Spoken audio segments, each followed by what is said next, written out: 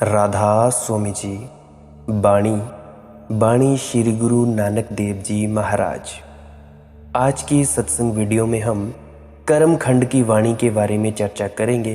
तो चलिए आज का सत्संग आरंभ करते हैं। बाणी है, कर्म खंड की बाणी जोर, तिथै होर न कोई होर, तिथै जोध महाबल सूर, तिनमह राम रहया भरपूर। ये श्री गुरु नानक देव जी की वाणी है। कर्म खंड की बाणी जोर, कृपा का जो खंड है वहाँ की वाणी शक्ति है। तिथै होर न कोई होर, इसको छोड़कर उसमें दूसरा कुछ भी नहीं है। जिथै जोध महाबल सूर, उसमें महाबली शूरवीर है। तिनमह राम रहया भरपूर, जिन सब में राम ही भरपूर समाया हुआ है। जैसे ही कोई व्यक्ति लज्जा को उपलब्ध हुआ, कृपा शुरू हुई बरसनी भरनी, दीन जो था वह सम्राट हो जाता है। संतों ने कहा है, उसकी कृपा से लंगड़े पहाड़ पार कर गए, उसकी कृपा से अंधों ने देखा। ये साधारण अंधों और लंगड़ों की बात नहीं है, ये तुम्हारे संबंध में कहे हैं। बहरे सुनने लगे। जब तक तुम अपने अहंकार से भरे हो, तुम्हारे कान बहरे रहेंगे, आंखें अंधी रहेंगी, तुम्हारा दिल पथरीला होगा, पाषाण हृदय होगा। उसमें कुछ भी प्रतीति ना होगी, उसमें कोई संवेदना ना होगी। तब तक तुम करीब करीब मृत रहोगे, मरे हुए की भांति। तुम्हारा जीवन ऐसा रहेगा जैसा दिया बुझा बुझा जलता हो, आखिरी तेल चुका जाता हो। तुम भवक कर ना जियोगे। तुम्हारा जीवन ऐसा ना होगा कि जिसमें एक त्वरा हो, जिसमें एक सघनता हो, जिसमें संवेदना की एक गहराई हो, जिसमें हृदय ऐसे मुर्दे की भांति ना धड़कता हो। जहां जीवन में एक बाढ़ हो, तुम ना केवल पूरे भरे हो बल्कि बांट भी सको, इतना तुम्हारे पास हो। तुम्हारे भीतर एक आंतरिक वैभव हो, एक सुगंध हो, जो तुम कितना ही बांटो और चूके ना, और तुम कितना ही दो बढ़ती जाए तुम्हारी संपदा। तुम्हारे पास एक जीवन का अनंत स्रोत हो। गुरु की कृपा दृष्टि के साथ यह घटित होता है। यह बड़ी उल्टी पहेली है। अगर आप जी ये जानना चाहते हैं कि कृपा दृष्टि क्या होती है, कैसे हासिल होती है, तो इसके लिए आप जी पिछला सत्संग जरूर सुने। तो मैं कह रहा हूं कि कृपा दृष्टि के साथ यह घटित होता है कि तुम जीवन के एक अनंत स्रोत से मिल जाओ। ये बड़ी उल्टी पहेली है, ये बड़ी उल्टवासी है। और इसीलिए संतों के जीवन, संतों के वचन बड़े रहस्यपूर्ण मालूम पड़ते हैं। सीधे साधे पर रहस्यपूर्ण, क्योंकि बड़ी उल्टी बातें कहते मालूम पड़ते हैं।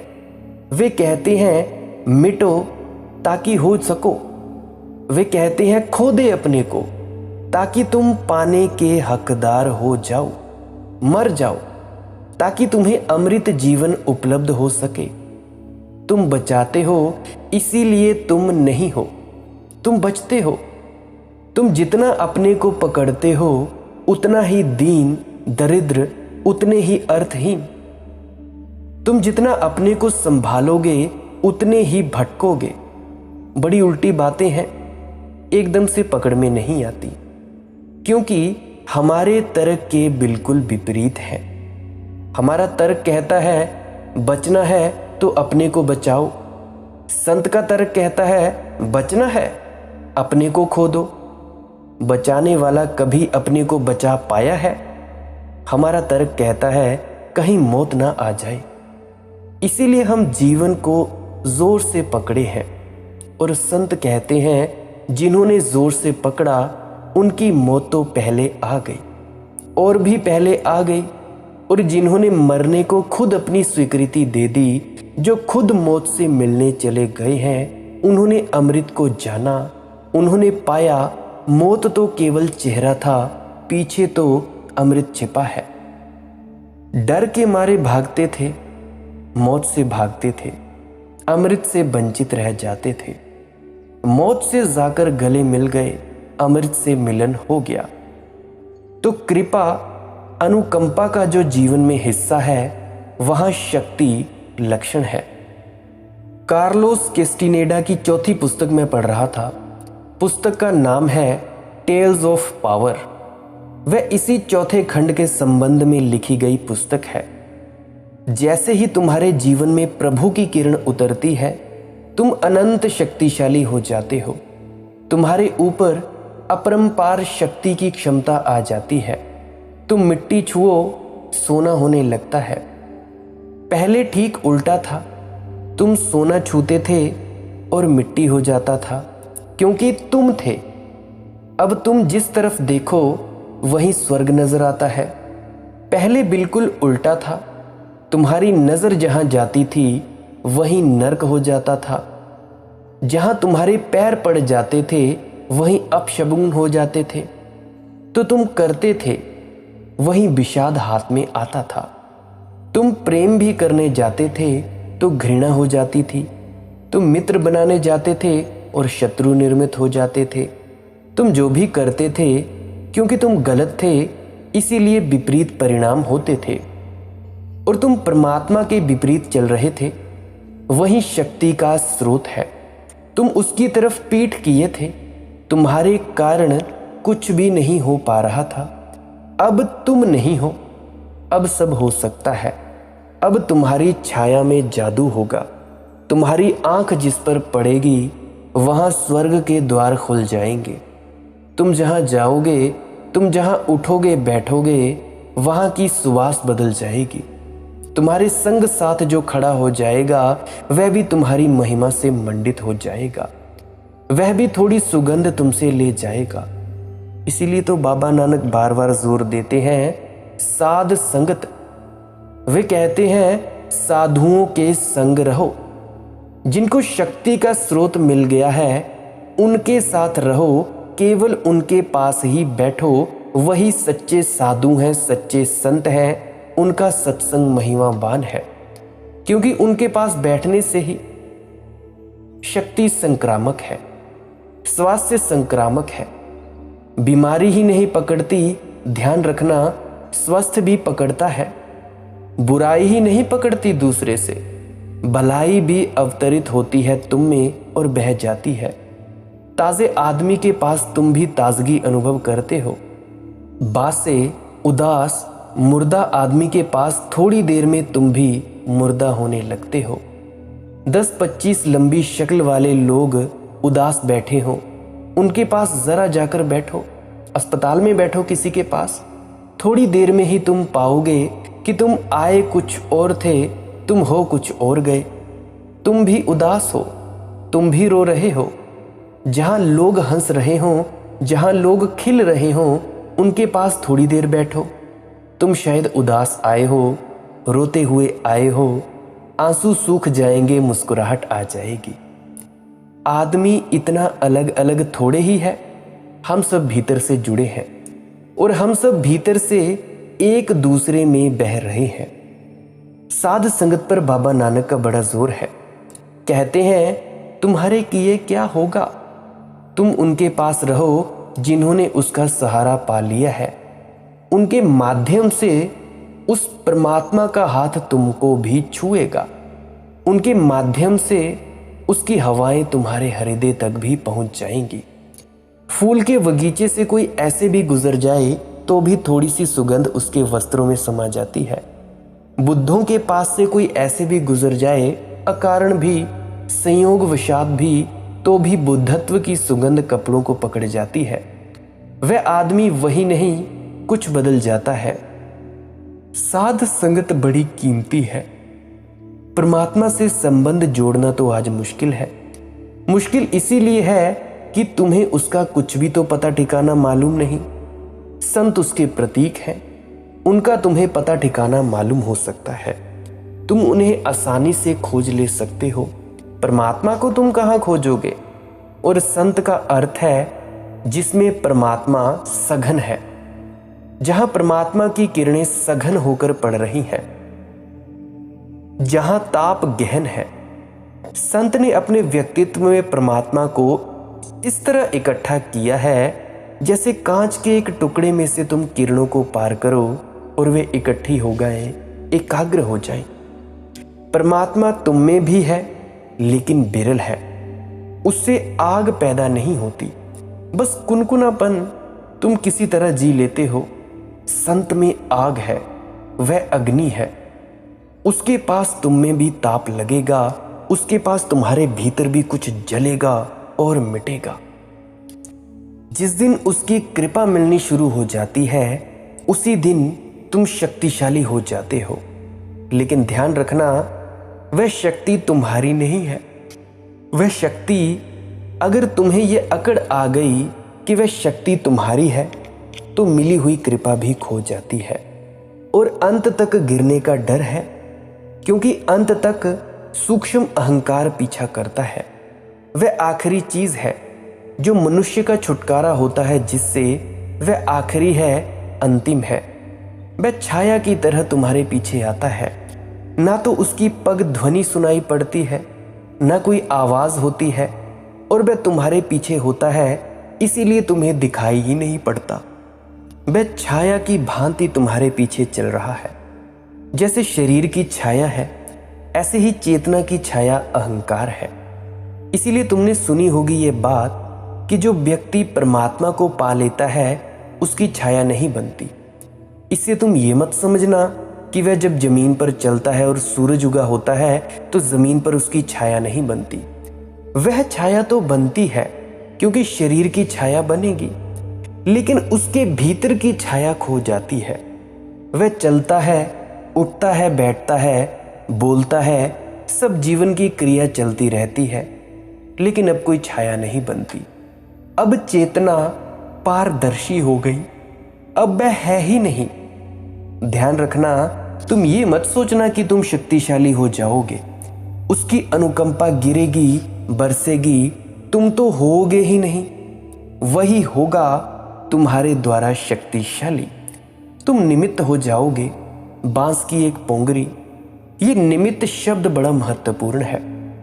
जैसे बांसुरी से स्वर निकलता है किसी गायक का, बांसुरी केवल निमित्त मात्र है। स्वर बांसुरी का नहीं है, स्वर तो गायक का है। और बांसुरी की खूबी क्या है, कभी तुमने ख्याल किया? बांसुरी की खूबी इतनी है, वह पोली है। उसका पोलापन, उसकी शून्यता ही उसकी खूबी है। उसकी खूबी के कारण स्वर प्रवाहित होता है।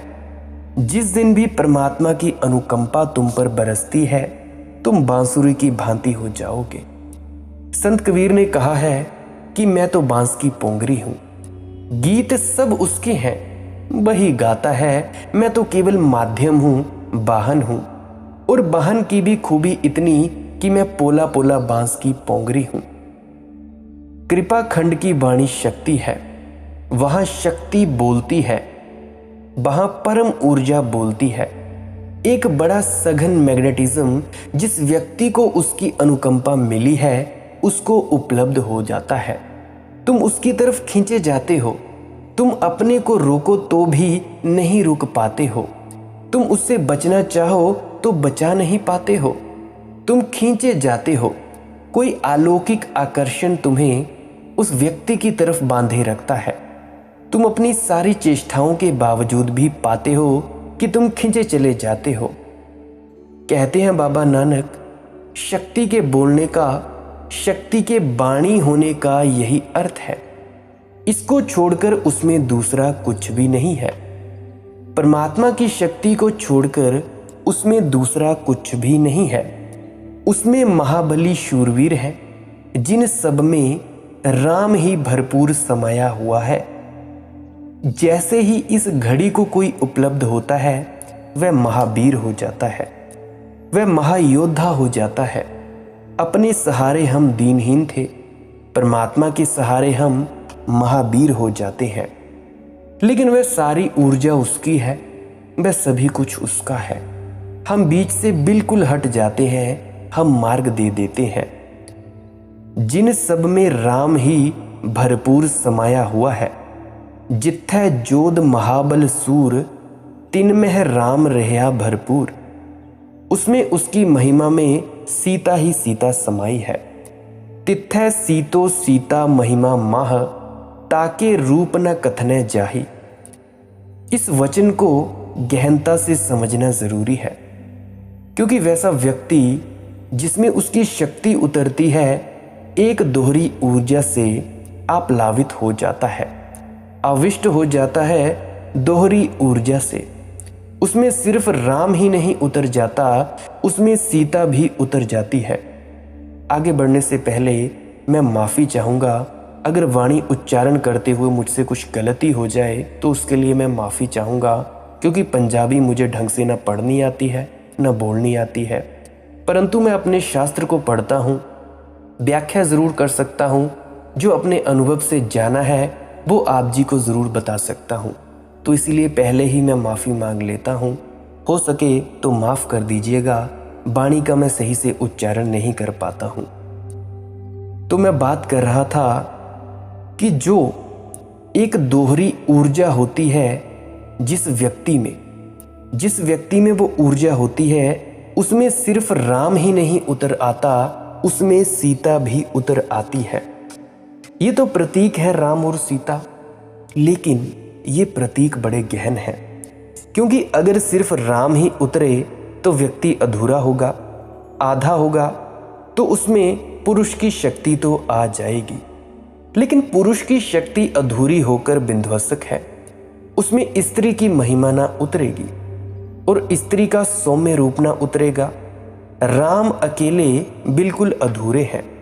राम की मूर्ति को अकेली खड़ी करके देखना बहुत अधूरे लगेंगे। राम को सीता के साथ खड़े होकर के देखना, तभी वे पूरे लगेंगे। क्यों? क्योंकि अस्त्रैण शक्ति एक दूसरा आयाम है शक्ति का, जो संतुलन देता है, बैलेंस देता है। पुरुष की शक्ति अकेले हो तो हिटलर पैदा होगा, जिससे विध्वंस होगा, क्योंकि उसे संतुलित करने के लिए विपरीत शक्ति मौजूद नहीं है, सीता मौजूद नहीं है। स्त्री सृजनात्मक शक्ति है, वह माँ है, वह जन्मदात्री है, वह जीवन के मूल स्रोत से जुड़ी है और सौम्य है। उसकी शक्ति करुणा है, उसकी शक्ति ममता है, उसकी शक्ति सूरज जैसी नहीं है, उसकी शक्ति चांद जैसी है, शीतल है। शक्ति है फिर भी शीतल है, ठंडी है। और जहाँ सूरज और चांद दोनों मिल जाते हैं, जहाँ प्रगाढ़ता और सौम्यता दोनों मिल जाते हैं, जहाँ प्रचंडता और विनम्रता दोनों मिल जाते हैं, वहाँ राम और सीता है। ये बड़ी हिंदू विचार की गहन खोज है और बहुतों की समझ में नहीं आई है। ईसाई, मुसलमान, जैन, बौद्ध सभी इस हिंदू विचार की गहनता को समझने में असमर्थ रहे हैं। जैन तो इसीलिए राम को भगवान नहीं मान सकता क्योंकि सीता खड़ी है। ये कैसे भगवान हैं जिनके पास स्त्री खड़ी है? उनका तर्क है कि भगवान को अनासक्त होना चाहिए, बीतराग होना चाहिए। तो महावीर तो भगवान है क्योंकि बीतराग है, कोई स्त्री आसपास नहीं है दूर दूर तक। ये मामला यहाँ तक खींचा जैनों ने कि उन्होंने ये भी इनकार कर दिया कि महावीर की कभी कोई पत्नी थी। उन्होंने तो ये भी इनकार कर दिया जैनों ने कि उनको बच्चे पैदा हुए थे, कि उनका लड़का था या लड़की थी, सब इनकार कर दिया। उन्होंने इतिहास भी बदल डाला। महावीर की पत्नी थी, उनको एक लड़की भी हुई, जैन शास्त्रों में उसका उल्लेख भी है, उस लड़की का विवाह भी हुआ, महावीर का दामाद भी था। लेकिन सब पोंछ डाला, सबको इनकार कर दिया, क्योंकि ये बात ही उनके सोचने के बाहर हो गई कि महावीर और कैसे स्त्री के साथ, कैसे उनको बच्चा पैदा हो, महावीर और संभोग करते हुए, काम वासना में उतरते हुए। ये सोचना ही कठिन हुआ। कहानी को ही बदल डाला जैनों ने। महावीर को निपट अकेला खड़ा कर दिया। तो महावीर में प्रचंडता तो मालूम होती है, लेकिन अकेले सौम्यता नहीं हो सकती। जीवन का एक छोर कम है। मैं पहले सोचता था कि भाई इतनी कम उम्र में मेरी शादी क्यों हुई, परंतु जब मैंने यही बात परमात्मा से पूछी कि भाई मुझे बताओ कि इतनी जल्दी शादी क्यों, तो उनसे यही जवाब मिला कि भाई तुम प्रगाढ़ हो, तुम प्रचंड हो, परंतु तुम में सौम्यता नहीं है। जीवन का एक छोर तुम में कम है, तो इसीलिए मेरी शादी हुई। तो वैसे ही जैन विचार बहुत दूरगामी ना हो सका, और जैन विचार के माध्यम से कोई संस्कृति खड़ी ना हो सकी, सिर्फ एक आइडियोलॉजी रही, एक कल्चर खड़ा नहीं हुआ। अगर जैनों से कहो कि तुम एक गांव बसाकर बता दो सिर्फ जैनों का, तो वे नहीं बसा सकते, क्योंकि कोई चमड़े का काम करेगा, कोई भंगी का काम करेगा, कोई सड़क साफ करेगा, कोई नाई का काम करेगा। संस्कृति नहीं है, एक गांव नहीं बसा सकते अपना। किस तरह की संस्कृति है, दूसरे पर निर्भर रहना पड़ता है। सिर्फ आइडियोलॉजी है, एक विचार है, पंगु है सब कुछ। और वह पंगुता का गहन से गहनतम कारण यह है कि स्त्री अस्वीकार है, और उसी से पंगुता पैदा हुई है। स्त्री को जैन विधान में मोक्ष जाने की सुविधा नहीं है। जैन विधान में वो मोक्ष उसको मानते ही नहीं कि स्त्री को हो सकता है। उसे पहले पुरुष होना पड़ेगा एक जन्म में, तब वह स्वर्ग जा सकती है। पहले पुरुष का पर्याय लेना पड़ेगा।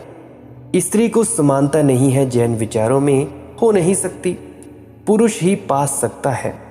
और तुम हैरान होगे अगर खोजने जाओगे तो कारण क्या है, क्योंकि कारण यह है कि पुरुष तो ब्रह्मचर्य को उपलब्ध हो जाता है, लेकिन स्त्री का मासिक धर्म तो रोका नहीं जा सकता। तो वह ब्रह्मचारिणी भी हो जाए तो भी मासिक धर्म तो नहीं रुक सकता। और जब तक संपूर्ण रूप से ब्रह्मचर्य उपलब्ध ना हो जाए तब तक कोई कैसे मुक्त हो सकता है। जैनों की भाषा है, परिभाषा है। जैन समझ ही ना पाए। राम को समझना मुश्किल है, कृष्ण को तो समझना बिल्कुल असंभव है। बौद्ध ना समझ पाए, फिर इस्लाम और ईसाईयत तो बहुत दूर है, उनको भी पहचान ना हो सकी। लेकिन हिंदू विचार की बड़ी गहनता है। हिंदू विचार ये कह रहा है शक्ति के दो रूप हैं, एक रूप स्त्री की तरह प्रकट होता है, एक रूप पुरुष की तरह। स्त्री और पुरुष महत्वपूर्ण नहीं है, शक्ति के दो रूप हैं। जैसे भगवान शिव को, शंकर को हम अर्धनारीश्वर के बारे में जानते हैं। अर्धनारीश्वर कहते हैं हम उनको, जो एक दूसरे का संतुलन करते हैं। ये शक्ति के रूप है। पुरुष में प्रचंडता है, सौम्यता नहीं है, इसीलिए सभी सौम्य गुण अस्त्रैण है। शब्द भी अस्त्रैण है, करुणा, ममता, दया शब्द भी अस्त्रैण है, होना भी चाहिए। इसीलिए जब कोई व्यक्ति ठीक परम स्थिति को उपलब्ध होता है तब उसमें स्त्री और पुरुष दोनों का मिलन हो जाता है। वह प्रचंड होता है, सौम्य भी होता है। वहाँ सूर्य और चांद दोनों मिल जाते हैं। वहाँ उत्ताप भी होता है और बड़ी गहन शीतलता भी होती है। और जब ये दोनों रूप संग्रहित हो जाते हैं, एक हो जाते हैं, इंटीग्रेटेड हो जाते हैं, तो परम पुरुष का जन्म होता है। वह परम जो अवस्था है स्त्री पुरुष के पार है, क्योंकि उन दोनों की ऊर्जा का मिलन है। वहाँ एक पैदा होता है, लेकिन जब दो बड़े गहन मिलन में डूब जाते हैं तो। इसलिए गुरु नानक देव जी कहते हैं राम ही अकेले काफी नहीं है, राम भरपूर समाया हुआ है उसमें, उसकी महिमा में सीता भी समाई हुई है। तिन में राम रहया भरपूर, तिथै सीतो सीता महिमा माह, ताके रूप न कथने जा। और फिर उसका रूप कहना असंभव है, क्योंकि तुम स्त्री के रूप की चर्चा कर सकते हो, पुरुष के रूप की चर्चा कर सकते हो, लेकिन जहां राम और सीता का मिलन हो गया तुम्हारे अंदर, वहां चर्चा मुश्किल हो जाती है, क्योंकि विपरीत गुण मिल गए। अब तुम ये कहो तो उससे विपरीत भी मौजूद है, अब तुम वह कहो उसका भी विपरीत मौजूद है। जापान में एक मूर्ति है जिसका आधा चेहरा बुद्ध का है, और उस चेहरे के पास जो हाथ है उस हाथ में एक जलता हुआ दिया है। उस दिए की रोशनी बुद्ध के आधे चेहरे पर पड़ती है। वह बड़ा सौम्य चेहरा है, अस्त्रैण। दूसरे हाथ में एक तलवार है और उस तलवार की चमक चेहरे पर पड़ती है। चेहरा वही है, लेकिन वह ऐसा है जैसे अर्जुन का चेहरा रहा हो योद्धा का, और इसको जापान में समुराई पूजते हैं। समुराई वहाँ के योद्धाओं का वर्ग है, वहाँ के क्षत्रियों का वर्ग है। वे इस मूर्ति को पूजते हैं, आदि बुद्ध की आदि अर्जुन जैसे कि अस्त्रैण पुरुष दोनों मिल रहे हैं। नीत्शे ने आलोचना की है बुद्ध की कि बुद्ध अस्त्रैण है। उसकी आलोचना में थोड़ी सच्चाई है, क्योंकि बुद्ध में सारी स्त्री का समग्र रूप प्रकट हुआ है, लेकिन बुद्ध में वह जो पुरुष की ऊर्जा है उसके लक्षण नहीं मिलते हैं। बिल्कुल शांत हो गए हैं, करुणापूर्ण है, चांद हो गए हैं, बड़े शीतल हैं, लेकिन सूर्य खो गया है। हिंदू राम और सीता को साथ खड़ा करता है, कृष्ण और राधा को साथ खड़ा करता है। ना केवल साथ, बल्कि जब भी वह नाम लेता है पहले सीता को कहता है सीताराम, राधा कृष्ण, क्योंकि स्त्री जननी है, वह प्रथम है, पुरुष द्वितीय है, प्रचंडता द्वितीय है, करुणा प्रथम है। और जब करुणा में आविष्ट प्रचंडता होती है तब उसका सौंदर्य अपरंपार है, और जब ममता में छिपी हुई ऊर्जा होती है तब कैसे उसका वर्णन करें। जैसे ठंडी आग हो, कैसे उसका वर्णन करें। विपरीत जहां मिल जाते हो वहां वर्णन असमर्थ हो जाता है।